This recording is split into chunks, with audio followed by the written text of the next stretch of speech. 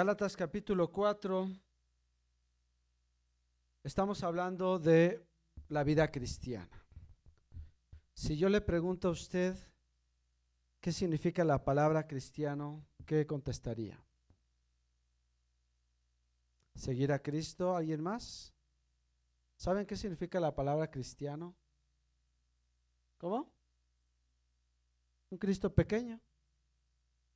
¿Sabe que esta palabra, y lo vamos a estudiar, hermanos, los que están en el discipulado del libro de Hechos, esta palabra surge en Antioquía, cuando el pueblo de Dios estaba creciendo, y esta palabra era una palabra de burla. Fue la primera vez que a un seguidor de Cristo se le llamó cristiano, que significa un pequeño Cristo. Y esto lo hacían en burla. No sé si alguna vez le ha pasado, ¿no? Mira, ahí está mira, igualito a su papá, ahí está Omarcito, ¿no? Es una manera como de juego, pero para ellos era una burla. Pero ¿cómo cree que lo tomaba la iglesia en ese momento? ¿Como una burla? ¿Cómo cree que lo tomaba? Con orgullo. Para ellos, ¿en serio me parezco a Cristo? Perfecto. ¿En serio ves a Cristo en mí? Perfecto. Qué bueno, ¿no? Hermano, si hoy te dijeran cristiano, ¿es por la vida que llevas o simplemente por la religión que sigues? ¿Qué piensas? Por la vida que llevo. Porque Cristo dijo, en esto conocerán que son mis discípulos. ¿En qué? En que se amen unos a otros. No dijo en que sus alabanzas sean así, en que sus prédicas sean así, en que se junten en templos, en que se junten en casas, en que se junten o se vistan de tal manera, que hablen de cierta forma. La palabra de Dios es muy clara, Jesús fue muy claro y dijo que se amen los unos a los otros. ¿Por qué habla del amor? Porque el amor refleja a Cristo en mi vida. Entonces, hermano, el examen para nosotros es ¿qué tanto me parezco a Cristo hasta el día de hoy? ¿Qué tanto de Cristo hay en mí? Por eso el apóstol Pablo decía, ya no vivo yo. ¿Quién vive en él? Más vive Cristo en mí. Todo lo que hago, todo lo que soy, lo tiene controlado Cristo, es lo que está diciendo. Yo soy lo que Él quiere que yo sea. Y en eso Él decía, he encontrado el camino a la eternidad. Entonces, hermano, ¿qué tanto hoy te pareces a Cristo? Yo no puedo decir, porque yo veo con ojos humanos, pero cuando Cristo venga, cuando sea la venida del Señor, dice la Escritura, Él juzgará, ¿verdad?, a los vivos y a los muertos. Lo que va a juzgar, hermano, en tu vida no es a qué tipo de iglesia fuiste, cuánto diste de diezmos, de ofrendas, en qué ministerio servías, cómo te vestías, qué música escuchabas, que es en lo que la gente se enfoca para su sistema de creencia. Sino Él va a venir a ver qué tanto te pareces a Cristo. Y este estudio, hermano, de la vida cristiana pretende guiarnos en una vida práctica para que seamos más como Cristo. ¿Sale? Entonces, ¿por qué es importante esto, hermano? Porque una vida espiritual saludable va a afectar a nuestras familias y a nuestras iglesias de una manera positiva. Pero esto solo se origina desde una actitud espiritual adecuada. Y para que esto suceda, yo debo formar, y mi propósito al venir a la iglesia, mi propósito al conectarme a la oración, a los estudios, el leer la palabra, no tiene que ser que Diosito me bendiga mi negocio. Eso Dios lo va a hacer, confíe. No tiene que ser que no me pase nada, Diosito, no. No se preocupe, hermano, todas las promesas ya fueron dadas para los que buscan el reino de los cielos. Su propósito tiene que ser más como Cristo. Cada predicación, cada estudio, tanto los que enseñamos, cuando yo enseño algo, mi propósito es ser lo que estoy enseñando. Tanto los que están escuchando, mi propósito es ser lo que estoy escuchando. Es un propósito común. Entonces, hermano, la visión, vámonos a Gálatas 4:19. ¿Qué dice Gálatas 4:19? ¿Quién ya lo tiene? Que lo lea fuerte, fuerte. Gálatas 4:19. Sí, por favor.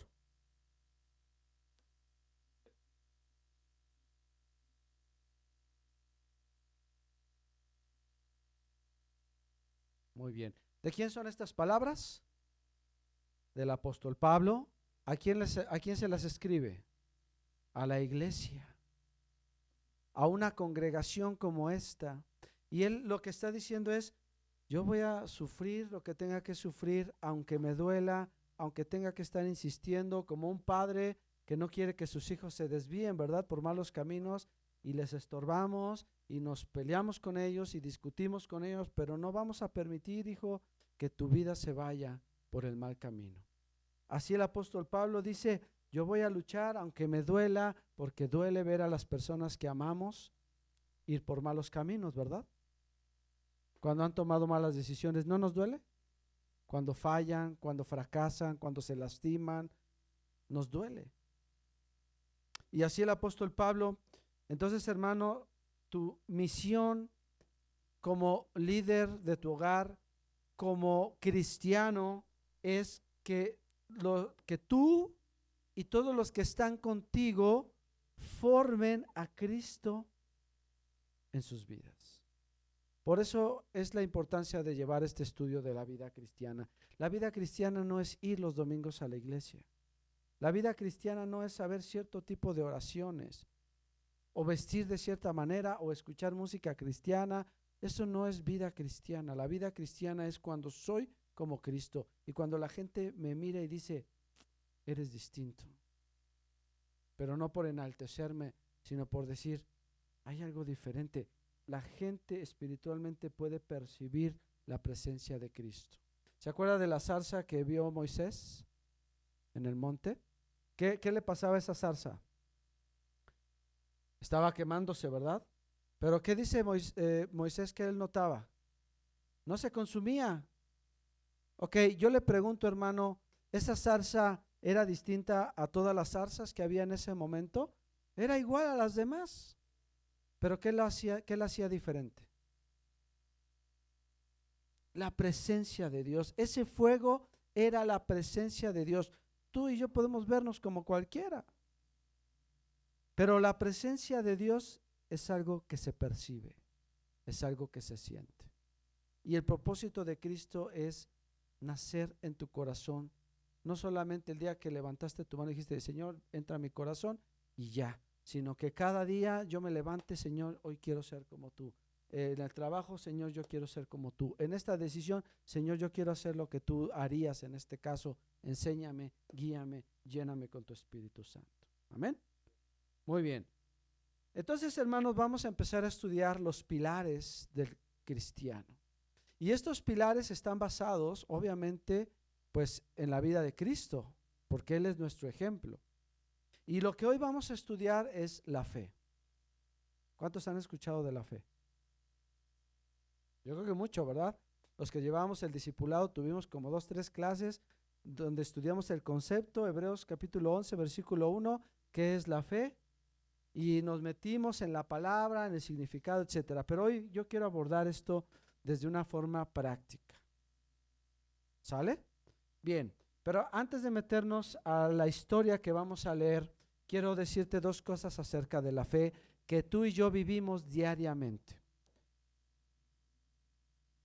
La fe que vivimos diariamente se divide en 2 partes.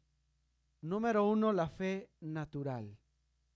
¿Cuál es esta fe natural? Esta fe natural es con la que nacemos desde que somos niños. Es esta fe que cuando mi papá me dice, mira hijo, si te portas bien, mañana te voy a llevar al parque.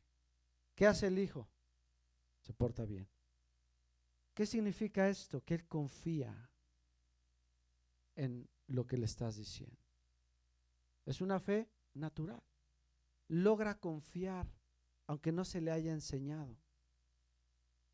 La confianza se empieza a romper ¿a partir de qué?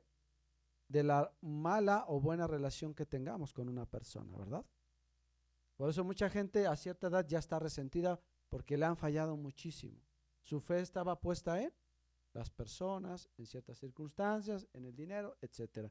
Cuando tú vas al doctor, hermano, y te dice el doctor, mira, te vas a tomar esta pastilla a tal hora, tantas veces, tantos días, y después te vas a sacar este estudio, yo te preguntaría, ¿por qué lo haces? Porque confías en que el doctor sabe. No te pones a investigar, o yo te diría, tú te pones a investigar de qué están hechos los medicamentos, desde sus componentes químicos, y entonces funciona. Y una vez que ya te informaste de todo el tratamiento, los medicamentos, quién los inventó, por qué los inventó, de qué están hechos, una vez que viviste todo ese proceso, que para los doctores son años de estudio, entonces dices, ah, ya, ahora sí. Entonces sí me lo voy a tomar. ¿No? No, ¿verdad? Porque pues para eso pues ya nosotros seríamos los doctores. Confiamos de manera natural. Confías, vas al trabajo y ¿cuándo te pagan? ¿Al principio o al final? En un trabajo a la quincena, ¿verdad? Terminas tu quincena, ahí está. ¿Por qué vas cada día si no te han pagado? Tienes la confianza, tienes la fe en que se va a cumplir el acuerdo que tienes con esa persona. ¿Ok? Esta es una fe con la que tú y yo nacemos. La otra fe de la cual vamos a hablar es la fe espiritual. Esta fe espiritual, hermano, no está en nosotros de manera natural. No nacemos con ella. Esta fe surge cuando Cristo viene a mi vida y empieza a alimentarse. La fe natural, ¿cuándo está con nosotros? Cuando nacemos de manera natural. La fe espiritual, ¿cuándo cree que nace? Cuando aceptamos a Cristo. ¿Qué pasa cuando aceptamos a Cristo? Fuimos bautizados por el Espíritu. ¿Y qué pasa con nuestra alma? ¿Vuelve a qué? A nacer. ¿Sí sabía eso? Somos renovados, somos regenerados. Por eso nuestra mente, nuestros ojos, nuestros sentidos empiezan a entender cosas que no entendían antes. Intelectualmente seguimos siendo los mismos, seguimos recordando, entendiendo, viendo cosas, pero nuestra alma ha sido lavada, ha sido renovada. Salmo 51 dice, David, crea en mí, oh Dios, un corazón limpio, un espíritu recto, es decir, uno renovado. ¿Por qué?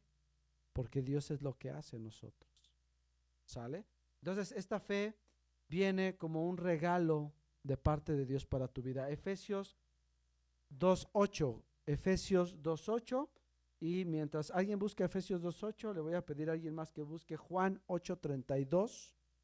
Juan 8:32. Y alguien más que busque Primera de Corintios 2. Primera de Corintios 2, versículo 10 al 11. Amén. ¿Quién tiene Efesios 2:8, por favor? Efesios 2:8.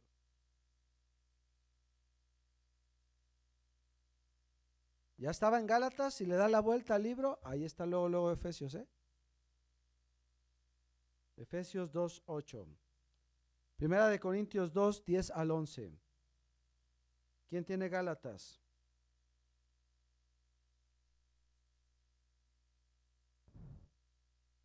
¿La leo yo? Primera de Corintios 2, del 10 al 11. Efesios, ¿nadie? La leo yo.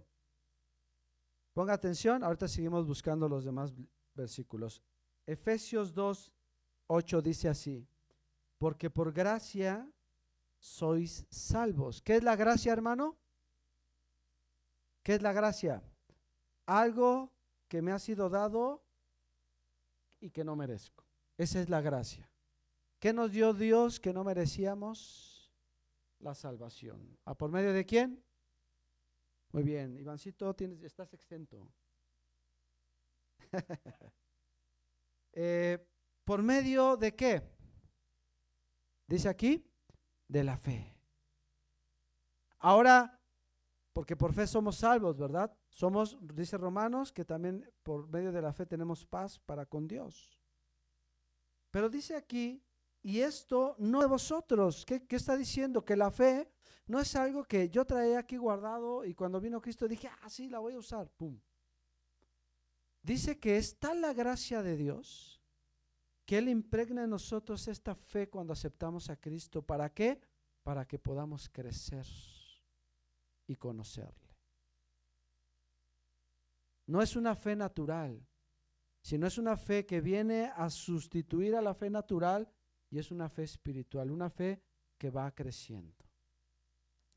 ¿Y quién nos lo dio? Dios. Pero ¿quién toma la decisión de tomarla o no? Yo. Muy bien, dice aquí, pues es don de Dios. ¿Qué significa la palabra don? ¿Qué significa la palabra don? Es regalo. Es literalmente significa un regalo. Por eso cuando usted escuche los dones espirituales, es un regalo que Dios da para edificar a la iglesia. ¿Ok? ¿Qué dones le ha dado a usted el Señor, hermano? ¿Qué regalos le ha dado? Hay dones espirituales, podríamos decir, bueno, pastor, a mí me ha dado este.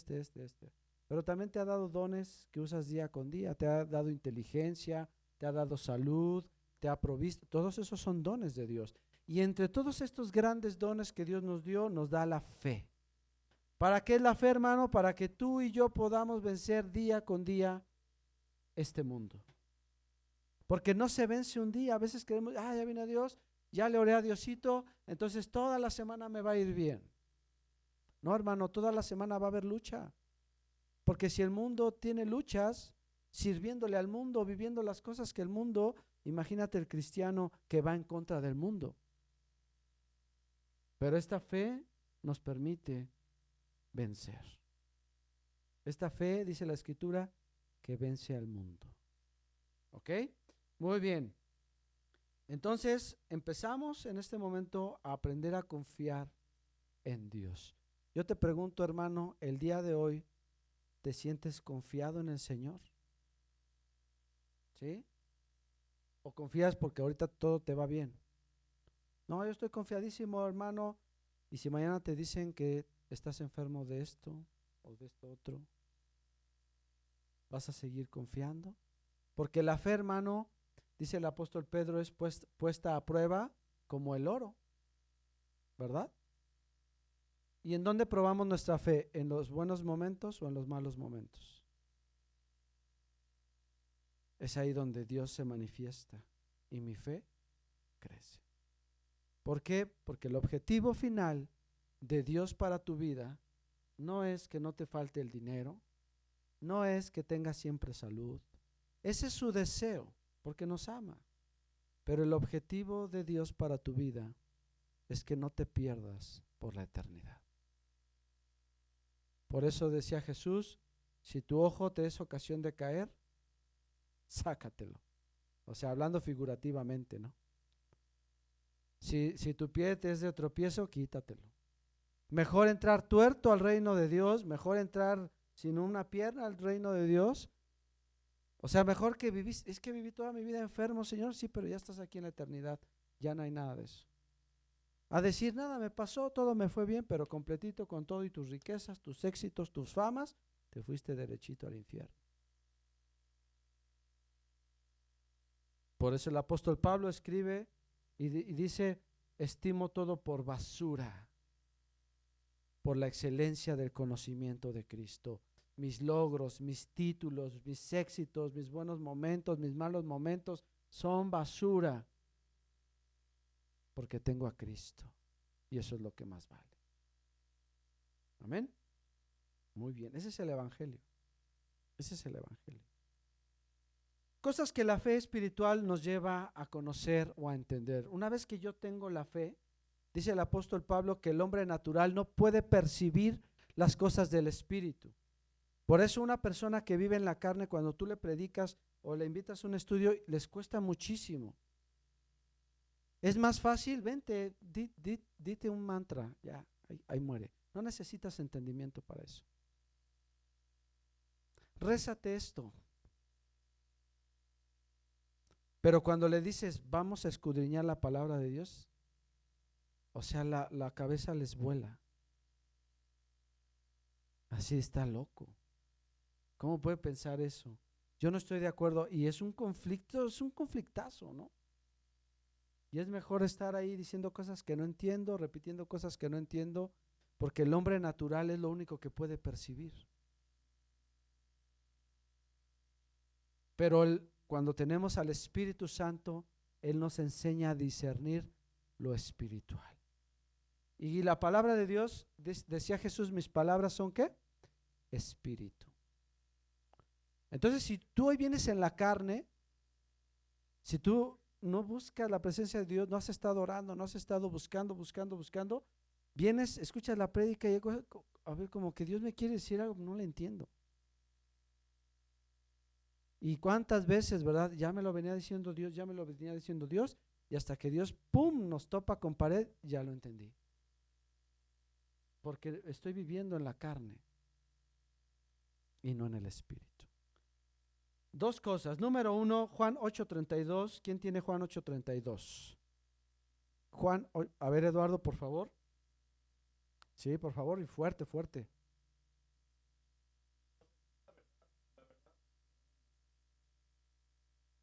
Cuando yo tengo al Espíritu Santo, cuando Él está formando esa fe verdadera y genuina en mi vida, empiezo a entender la veracidad de la palabra de Dios. Entonces, cuando yo conozco la palabra de Dios y empiezo a escuchar la voz de Dios a través de los profetas, a través de los evangelios, y de repente me aviento un libro de autoayuda, ¿verdad? De Carlos Cuauhtémoc, y empiezas a decir, ¿qué es esto? No tiene sentido.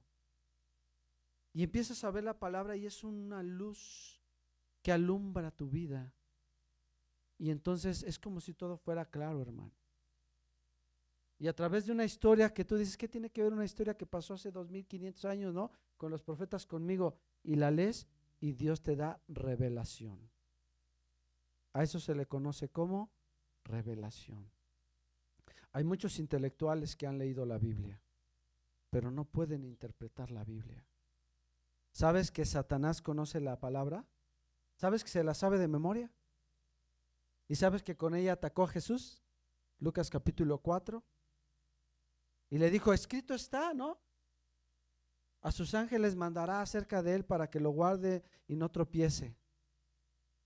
¿Por qué Satanás usa la palabra?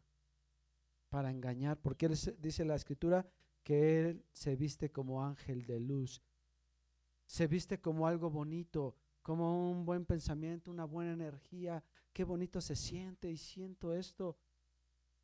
Claro, porque el hombre natural vive por sus emociones y sus sensaciones. El cristiano vive por el Espíritu. Y Dios nos ha dado un espíritu ¿de qué? De dominio propio. Entonces hoy estoy aquí, no porque siento bonita la alabanza, ay, qué bonito, la presencia de Dios me llena, no, porque soy consciente de a quién estoy alabando y le puedo adorar y alabar en espíritu y en verdad. Entonces la veracidad de la palabra de Dios, de pronto la palabra de Dios está por encima de todo, y cuando yo leo algo logro discernir lo que es verdad de lo que es mentira, lo que es luz de lo que es tinieblas. En segundo lugar, 1 Corintios 2, 10 al 11, ¿quién lo tiene? Mi hermano Juan.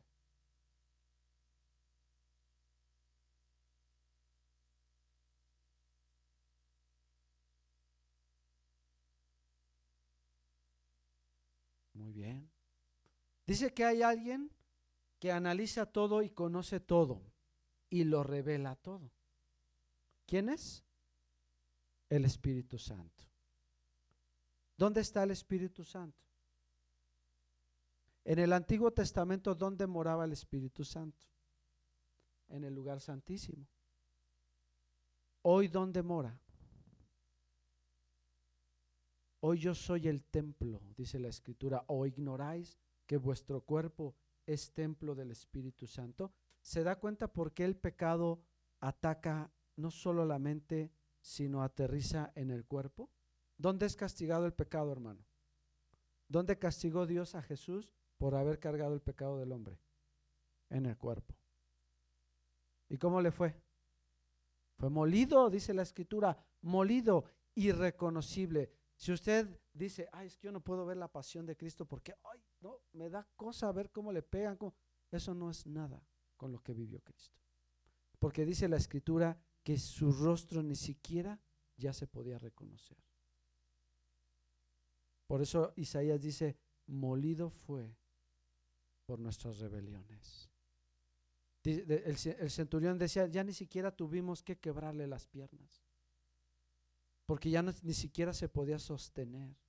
Y eso lo hizo por amor a ti y a mí, para que hoy tuviéramos fe, hoy tuviéramos victoria y no hubiera ni problemas, ni pecados, ni situaciones, ni enfermedades, ni carencias, nada que pudiera derrotar al pueblo de Dios, a los que viven en fe. El Espíritu Santo. ¿Cómo te relacionas con el Espíritu Santo? ¿Estás orando? Él te va a revelar las respuestas. Señor, háblame, pero no abres la Biblia ni un solo día. Es importante mi comunión con Dios. Muy bien. Ok. Ahora sí, hermanos, hasta aquí la introducción. No es cierto. Vamos a ver una historia muy pequeña, una historia pequeñita, y vamos a aprender algo de uno de los profetas, gran profeta de Dios. Y vamos a abrir nuestras Biblias en el libro de Habacuc, capítulo 1. ¿Se acuerda usted de Romanos 1:16? ¿Alguien sabe qué dice Romanos 1:16?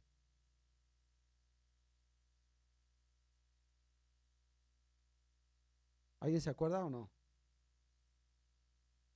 Dice, no me avergüenzo del Evangelio, porque es poder de Dios, ¿verdad?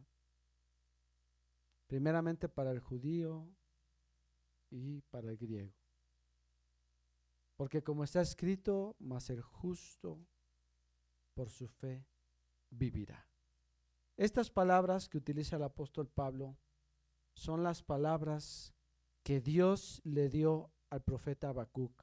Y el profeta Habacuc entra en una circunstancia muy fuerte donde su fe va a ser probada como usted y yo somos probados en la fe, no a través de una enfermedad, no cada 8 días, diario.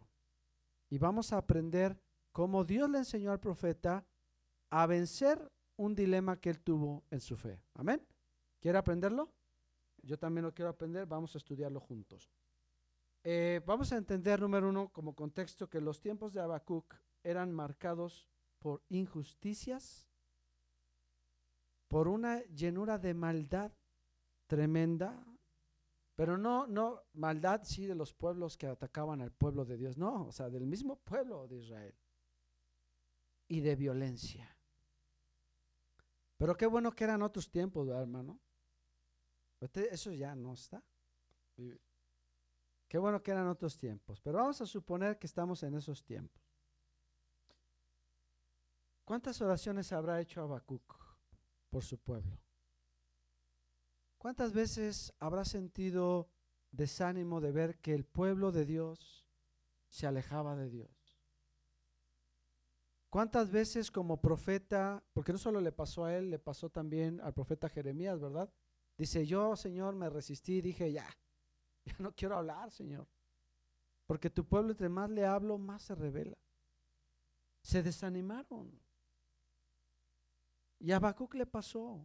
Vivía tiempos en donde él salía y quería buscar de Dios, pero la gente amaba los placeres, amaba sus pensamientos, sus filosofías, sus pecados, abrazaba sus pecados y no querían escuchar a Dios. Así estaba el profeta Habacuc. Habacuc 1, del 2 al 4, dice lo siguiente. Empieza orando Habacuc diciendo, ¿hasta cuándo, oh Jehová, clamaré y no oirás? y daré voces a ti a causa de la violencia y no salvarás. ¿Por qué me haces ver iniquidad y haces que vea molestia? Destrucción y violencia están delante de mí, y pleito y contienda se levantan, por lo cual la ley es debilitada, es decir, es despreciada, es la traducción del hebreo. Y el juicio no sale según la verdad, por cuanto el impío asedia al justo, por eso sale torcida la justicia. Qué oración, ¿verdad? ¿Qué habrá visto Habacuc? Que un gran profeta de Dios llega hasta un momento donde se siente abatido. Hermano, vamos a aprender el dilema de la fe. Anótelo ahí. Esta oración representa el dilema de la fe. ¿Cuántas veces le has orado a Dios sin sentir que te escucha o incluso que te responde? Señor, yo oro por esto y no pasa nada. Y sigue igual, y mi hijo sigue igual, y mi esposo sigue igual, y mi esposa sigue igual, y yo me sigo sintiendo igual, y esto sigue igual, y sigue, y sigue, y sigue. ¿No es un dilema? ¿Sabe por qué? Porque hay una mala enseñanza de la fe. Y esa mala enseñanza de la fe es que cuando tú pides con fe, todo Dios te lo va a dar. ¿Dónde dice eso? No lo dice la Biblia, lo dice el hombre. Lo dicen los piolines de buenos días, que el Señor bendiga tu día en el WhatsApp. Esos lo dicen, ¿verdad? Hoy pido una oración para que Diosito te cuide y te bendiga en estos días. Ay, es muy buena la intención, pero compartamos la palabra de Dios, no nuestros bonitos pensamientos. Dios nunca nos habla de esto. El dilema de la fe, el creer que si yo pido creyendo, Dios me va a cumplir. Cuando el apóstol Juan le enseña a la iglesia y le dice que todo lo que pidan les será dado si pedimos conforme a ¿qué? Su voluntad. ¿Cómo puedo conocer la voluntad de Dios si no me relaciono con Él? Por eso Jesús le dice, Señor, enséñanos a orar. Y Jesús les dice, es que ustedes primero tienen que entender un problema. Su problema es, no saben orar. Porque cuando oran piden, ¿cómo pedimos? Bajo mi propio entendimiento. Ay, Señor, dame trabajo. Yo necesito trabajo, Padre. ¿Será por eso que Dios no te abre la puerta para un trabajo? ¿Le has preguntado a Dios? Necesitas primero conocer la voluntad de Dios para entonces pedir correctamente. Ese es uno de los grandes problemas de los lunes que tenemos. Pido por fulanito para que Dios le dé 100,000 pesos. Bueno, fulanito no necesita 100,000 pesos, fulanito necesita a Cristo en su vida. Porque en el momento que Dios le dé esos 100,000 pesos, él se va a seguir perdiendo. Y esa no es la voluntad de Dios. Entonces estoy pidiendo mal. Y Dios no va a contestar. No lo va a hacer. Porque Dios nunca va a hacer nada que nos lleve a perder nuestra alma. ¿Sale? Entonces, hermano, Habacuc estaba así. ¿Cuántas veces te he pedido que no haya violencia, que haya paz en el mundo, que no haya guerra, Señor?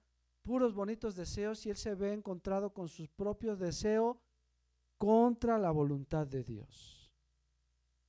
Y por eso muchas veces nos frustramos en nuestras oraciones.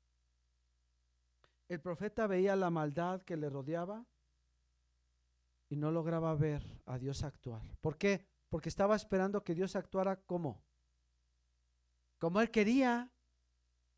Y a veces oramos y queremos que Dios actúe como yo quiero. Por eso la doctrina de la prosperidad es tan famosa. Porque si tú decretas, declaras, ¿qué estás decretando? ¿Qué estás declarando? ¿La palabra de Dios o tu deseo?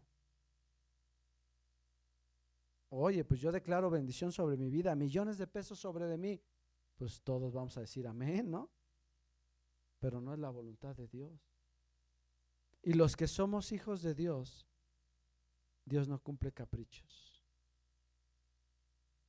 Dios moldea, Dios confronta como un padre a un hijo para que sea un hombre o una mujer de bien. Por eso muchas veces Dios no nos ha contestado, hermanos, porque seguimos sin entender qué es lo que le estamos pidiendo. Muy bien. Habacuc 1 del 5 al 11. Ese es el dilema. Mirad entre las naciones y ved y asombraos. Esta es la respuesta de Dios a Habacuc, ¿eh? Haré una obra en vuestros días, que aun cuando se os contare, no lo creeréis. No, Habacuc, y no has visto nada. Si tú piensas que te está yendo como en feria, no has visto nada, le está diciendo Dios. Porque aquí yo levanto a los caldeos, nación cruel y presurosa que camina por la anchura de la tierra para poseer las moradas ajenas. Formidable es y terrible, de ella misma procede su justicia y su dignidad. Sus caballos serán más ligeros que leopardos y más feroces que lobos nocturnos, y sus jinetes se multiplicarán. Vendrán de lejos sus jinetes y volarán como águilas que se apresuran a devorar. Toda ella vendrá a la presa. El terror va delante de ella y recogerá cautivos como arena. Escarnecerá a los reyes y de los príncipes hará burla. Se reirá de toda fortaleza y levantará terraplén y la tomará. Luego pasará como el huracán y ofenderá atribuyendo su fuerza a su Dios. Habacuc, todavía no viene lo peor. Esa fue la respuesta de Dios. Imagínate. Ahora viene otra parte del dilema en nuestra fe. Número 1, pedimos esperando bajo nuestras expectativas. Número 2, el desconcierto del hombre con respecto a los pensamientos de Dios. ¿Cuántos de nosotros podríamos decir, entiendo los pensamientos de Dios?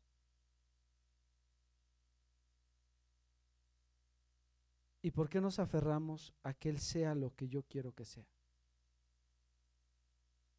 ¿Por qué quiero tratar de entender todo lo que hace? Cuando la fe habla de una confianza. Si soy capaz de confiar en un doctor que puede tener fallas, ¿por qué no soy capaz de confiar en un Dios que todo lo sabe? Porque mi vida espiritual está estancada. Esa es la respuesta.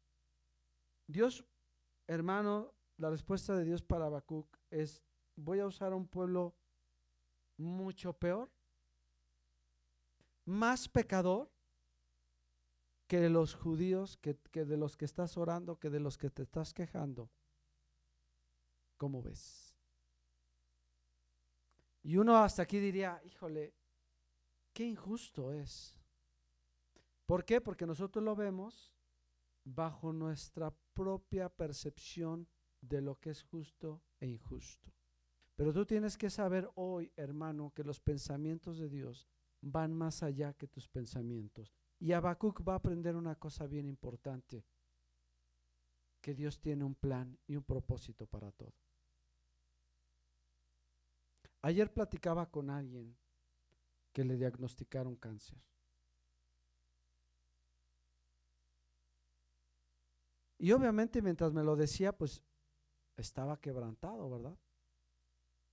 Pues claro, pastor, pues no es una buena noticia. Pero el Señor nos permitió entender que a través de esa enfermedad, sus hijos van a ser alcanzados por Cristo.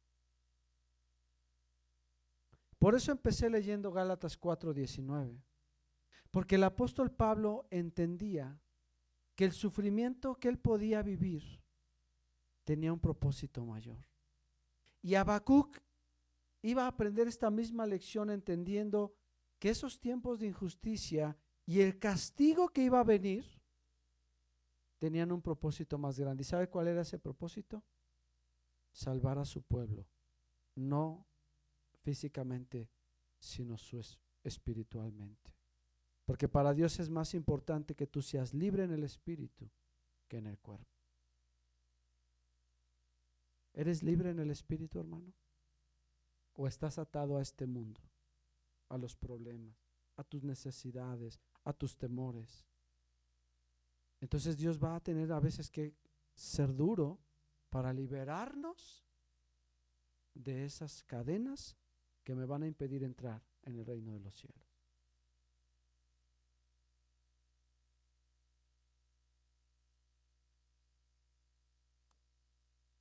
Dice Habacuc capítulo 2 versículo 4.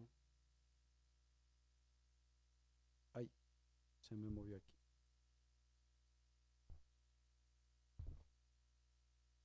Si alguien lo tiene, lo puede leer, por favor.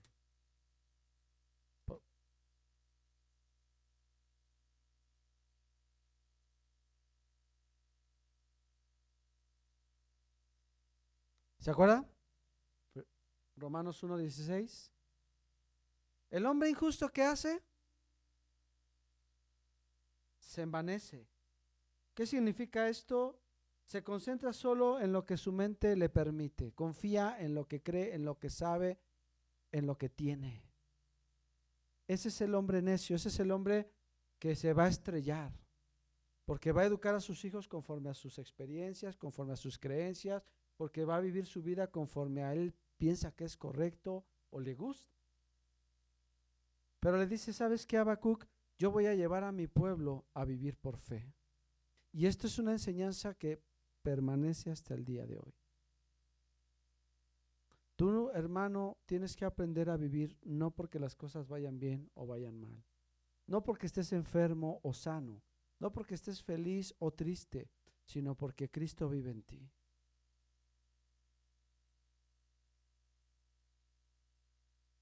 Por eso dice, mas el justo por su fe vivirá. La palabra en el hebreo es la palabra emuná, que significa firmeza y seguridad en Dios. Es decir, mas el justo permanecerá firme porque está agarrado de Dios. ¿Tú estás agarrado de Dios? ¿Estás viendo todas las avalanchas que vienen? La economía, las enfermedades, la guerra, la depravación moral, la corrupción de la imagen de la familia, todas estas avalanchas que vienen. Y no sé si has estado en el mar alguna vez, en esos lugares donde hay muchas olas, no sé cómo les llaman, azotaderos, ¿no? Revolcaderos, ¿no? Que hay olas constantes y pues te están empujando, empujando, empujando. Bueno, así vivimos. El que está en Cristo así vive. Es una vida de revolcadero, todo el tiempo hay cosas que te quieren golpear, golpear, golpear, golpear, desanimar, desanimar, desanimar.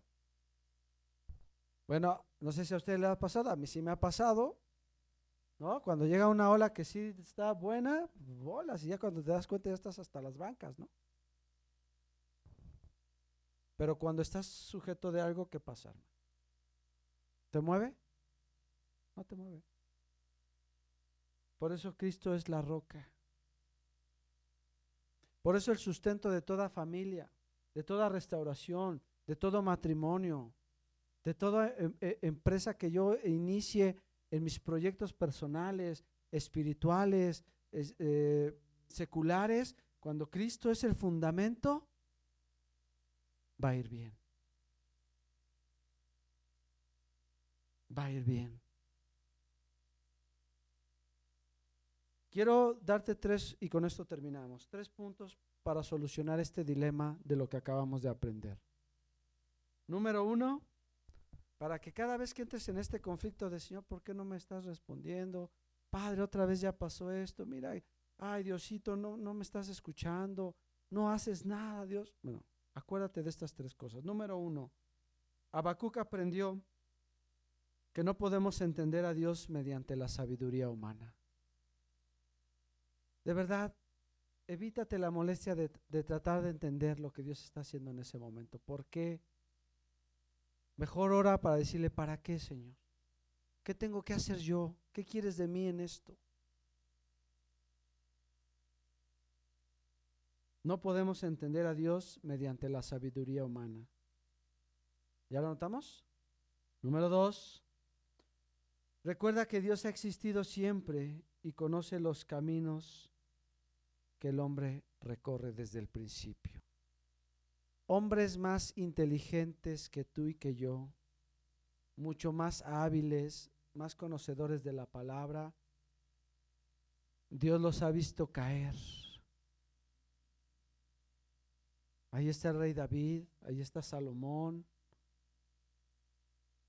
tantos profetas que se desanimaron, ahí están los apóstoles que tropezaron. Si hombres como ellos tropezaron, ¿crees que nosotros no lo haremos? Pero debemos aprender de ellos, no su tropiezo, sino su restauración. Se agarraron de Dios, se levantaron. Proverbios 5:21, ¿qué dice Proverbios 5:21, hermanos? A ver, Habacuc 1:12, ya lo leímos. No, perdón, Habacuc 1:12, ¿quién lo tiene?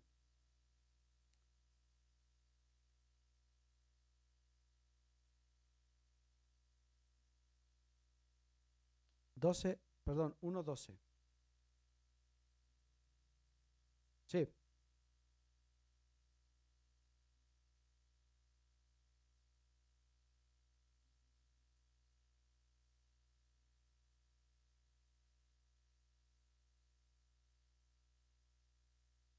Tú sabes lo que haces, Dios, es lo que está diciendo. Y si tú vas a levantar a un pueblo tan cruel, tan tremendo, eran bárbaros, este pueblo del que está haciendo mención la Biblia, eran bárbaros. Violaban, destrozaban, o sea, si usted cree que ha visto violencia hoy en día, hermano, no sabe lo que vivieron estos hombres en aquellos días. Dice, pero ¿sabes qué, Señor? Entiendo que tienes un propósito más grande. Proverbios 5:21, ¿quién lo tiene? Y también Hebreos 11:3 de una vez. Hebreos 11:3.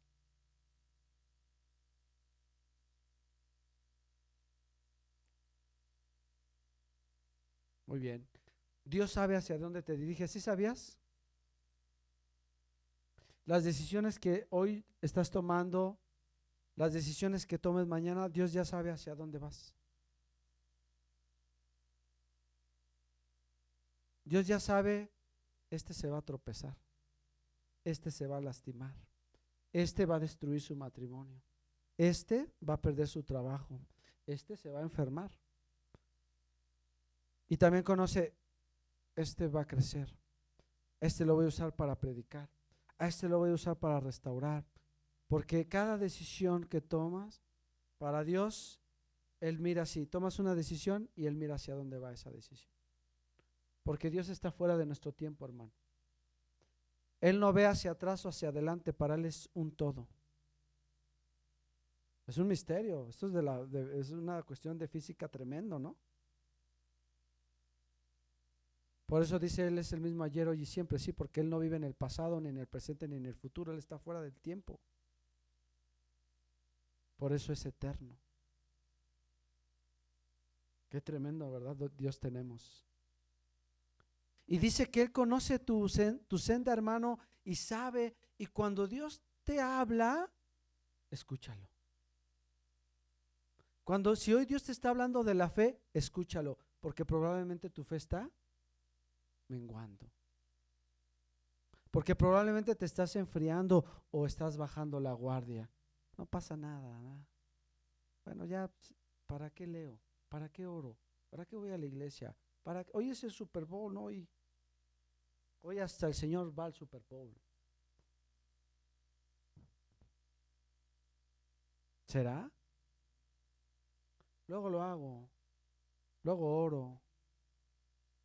Oye, pero tu hijo se está perdiendo. Oye, pero tu matrimonio te está separando. Oye, luego, no pasa nada. Dios conoce mi necesidad. ¿Para qué oro? ¿Para qué oro más? Y me confío. Y aún hay cristianos, es que no voy, pastor, porque los domingos es el único día que me paro tarde. Es que es el único día que puedo lavar ropa. Es que van a estar mis hijos en la casa. Es que me va a visitar la comadre. Y quitamos a Dios para poner a nuestro Dios. Y por eso le dice Dios a Habacuc, y cuando ellos arrasen con todo, le darán gracias a sus dioses. Y para ti va a ser todavía más humillante cuando llegues a la gente y le digas, no, mira, acércate a Dios. ¿A Dios? ¿Para ser como tú? No, déjalo. ¿En serio? Así sucede. Ay, es que te invito a la iglesia para estar siempre derrotado como tú. Déjalo así. Y ellos seguirán buscando a sus dioses, a su tarot, al dinero, a sus placeres, porque encontrarán en ellos respuestas más grandes que la que pueden ver en ti, porque Cristo no se refleja en nosotros. Y por último,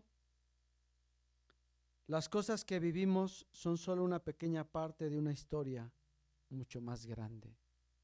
Esa enfermedad, ese problema que estás viviendo hoy, esa crisis, no es toda tu vida. Entiéndelo, no es para siempre. Tiene un propósito porque hay una historia más grande que contar.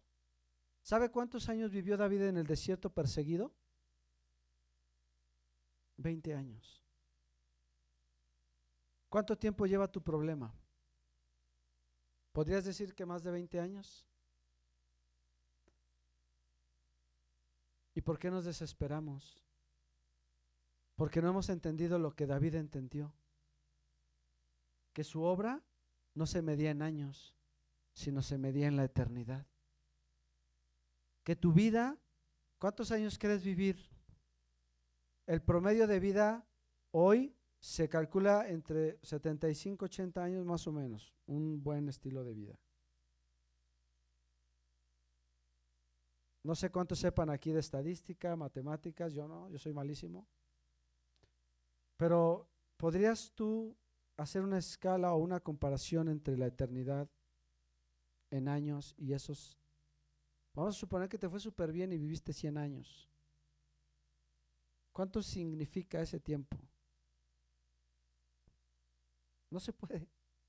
Es insignificante. ¿Sabes qué? Te lo digo así, es irrelevante comparado con la eternidad. Pero sabes que por ese momento de prueba o de lucha o de enfermedad que puedes vivir, si tú tomas una mala decisión, afecta a toda tu eternidad. Es que hoy no traigo ganas, es que hoy me siento mal, hoy me siento triste. Hermano, eso ya fue vencido en la cruz del Calvario. Levántate en el nombre de Jesús.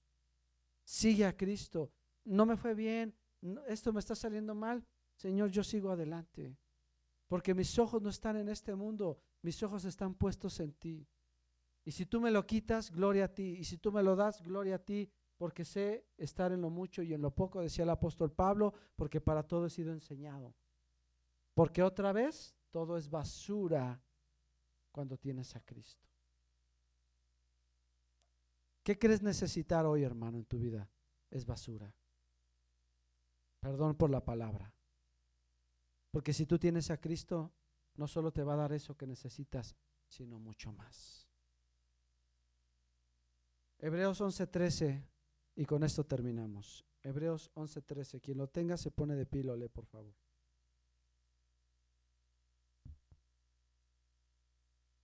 11:13.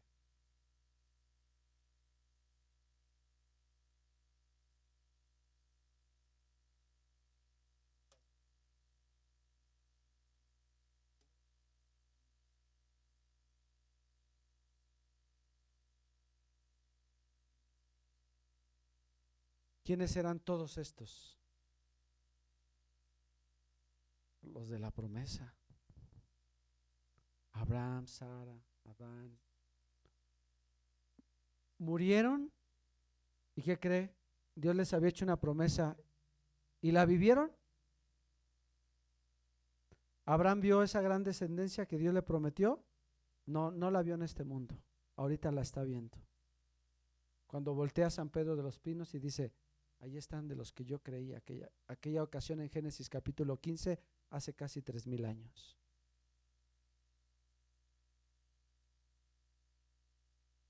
Y por eso dice, y saludándola de lejos, ellos entendían que no lo iban a ver, pero que en su momento Dios lo iba a dar. Por eso son héroes de la fe, porque sin verlo creyeron. Hermano, ¿tú crees en Dios? ¿Confías en Él? Bueno, vamos a platicar la próxima. ¿Cómo afecta a mi vida una vida genuina de fe? ¿Cómo vive una persona genuinamente en la fe? Vamos a ponernos de pie y vamos a orar.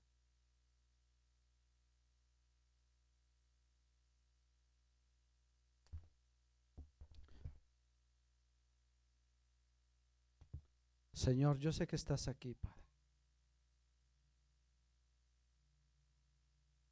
porque tu palabra dice que donde están 2 o 3 congregados en tu nombre, tú estás ahí.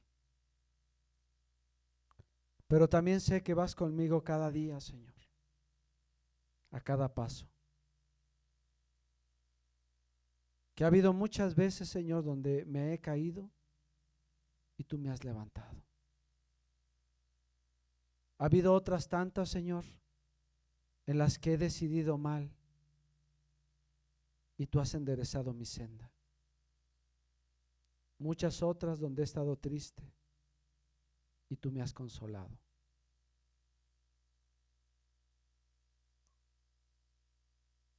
Y sabes, Señor, que confiamos en ti. No por lo que tenemos o no tenemos. No porque nos vaya bien siempre, sino, Padre, porque solo a ti te tenemos en el cielo. Y porque tu Santo Espíritu está en nosotros. Porque un día, Señor, tú revelaste tu voluntad en nuestra vida. Y porque hoy, Señor, nos has hablado. Vienen tiempos donde requeriremos de esa fe. Vienen tiempos donde nuestra fe será puesta a prueba. La pregunta que nos haces es, ¿saldremos de esa prueba? Señor, sabemos que estás con nosotros. Y sabemos, Señor, que no hay circunstancia en nuestra vida más grande que tu amor y que tu poder. Decía tu siervo David, es mejor caer en manos de Dios, porque en Él hay misericordia, que en manos de hombre que solo sabe matar. Padre, bendice a tu pueblo, Señor. Permítenos crecer en la fe. Permítenos, Señor, que aunque seamos 2 o 3 en esta congregación, que esos 2 o 3 estén llenos de tu Espíritu Santo. Y que realmente, Señor, vivamos una vida cristiana para que cuando tú vengas, cuánta fe hallará, dice tu palabra. Cuando Cristo venga, cuánta fe hallará en este mundo. Señor, que cuando vengas puedas hallar en nosotros esa fe que tú nos regalaste. Mira cuántas familias somos aquí, Señor. No somos 2 o 3, somos muchos. Pero Padre, aún tenemos que crecer más en tu palabra, en tu camino, en nuestra comunión contigo, en oración. Señor, ayúdanos. No nos sueltes de tu mano, Padre. Antes, Señor, haz tu voluntad en nosotros. Restaura, Señor, cada corazón, cada mente, cada espíritu y alma de los que estamos congregados en esta tarde, Padre. Todo esto, Señor, te lo pido en el nombre de Jesús. Amén. Amén. Que el Señor les bendiga, hermanos.